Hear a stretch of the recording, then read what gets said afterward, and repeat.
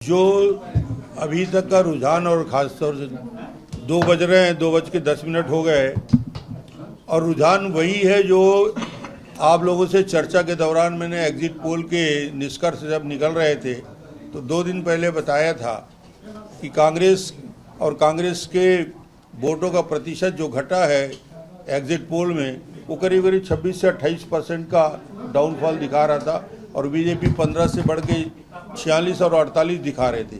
तो ये जो ग्रोथ दिख रहा था वो साफ दिखा रहा था कि रुझान किधर होगा और ये रुझान बीजेपी के पक्ष में रहा। और मैं पहले से ही बोलता था कि 52 से 55 सीट कम से कम आएगी, वो भारतीय जनता पार्टी का। भूपेश के 5 साल के सरकार में भय, आतंक और भ्रष्टाचार, लोग ऊब चुके थे, लोगों के मन में घबराहट होने लगी थी, लोग इस सरकार को बदलना चाहते थे, चेहरा बदलना चाहते थे।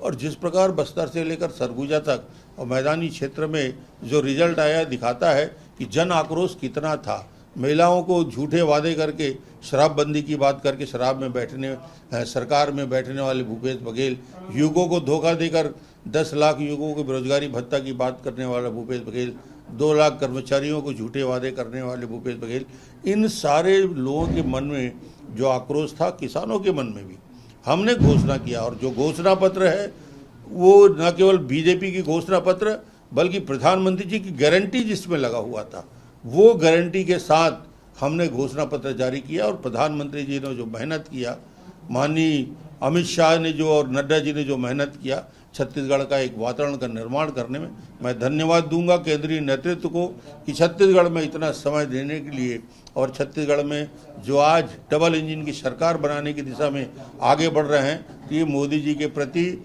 मोदी जी की सरकार के काम और आने वाले छत्तीसगढ़ के विकास की कल्पना को साकार करने का होगा। 75 पार वाला जो बयान था सीएम भूपेश बघेल जी का, इस पर आपका क्या मत है? मैं बोलता था 75 पार नहीं, बीजेपी कांग्रेस साफ। मैं आज से नहीं बोल रहा हूँ, मैं महीनों भर से बोल रहा हूँ, कांग्रेस साफ होने वाली है। ये जितना घमंड करेगा, जितना आतंकित करेगा, जितना लोभ दिखाएगा, जितना भ्रष्टाचार करेगा, छत्तीसगढ़ की जनता का स्वभाव ही नहीं है भाई। छत्तीसगढ़ की जनता झूठ और फरेब, भ्रष्टाचार और आतंक को नहीं मानती, सीधी सादी जनता है, मगर बदला ऐसी लेती है। वोटों में परिवर्तन करके कुर्सी से उतार दिया। मैंने कहा था जब राजा चोर हो जाए तो क्या करना चाहिए, तो उसको कुर्सी से उतार देना चाहिए। छत्तीसगढ़ की जनता ने वही किया। कई कैबिनेट मंत्री हार रहे हैं, कहीं न कहीं सुप्त जहर भी अंदर करंट है। पूरे सरकार के प्रति जबरदस्त नाराजगी का भाव था। मुख्यमंत्री सहित पूरे सरकार, उनके क्रियाकलाप आप इतने घमंड से डूबे हुए थे, विकास पूरी तरीके से ठप कर दिया था। जो 5 साल का छत्तीसगढ़ का राज था, ऐसा राज तो आज तक देखा नहीं। तो इसलिए लोग इंतजार कर रहे थे परिवर्तन के लिए। हम ये घोषणा बड़ी बड़ी करते ना करते तो भी भूपेश को जाना तय था। कर्ज माफी और रेवड़ी जो है उसके अगेंस्ट में छत्तीसगढ़ की जनता ने बता दिया कि हमको विकास से ही बिल्कुल रेवड़ी बांटने और 4 बार भूपेश बघेल ने, एक बार घोषणा पत्र जारी किया, दूसरा बार घोषणा पत्र जारी किया और तीसरी बार घोषणा पत्र जारी किया। 3 घोषणा पत्र जारी करने के बाद भी छत्तीसगढ़ की जनता ने उसको रिजेक्ट किया। नारी सम्मान योजना तो बहुत बड़ी योजना है।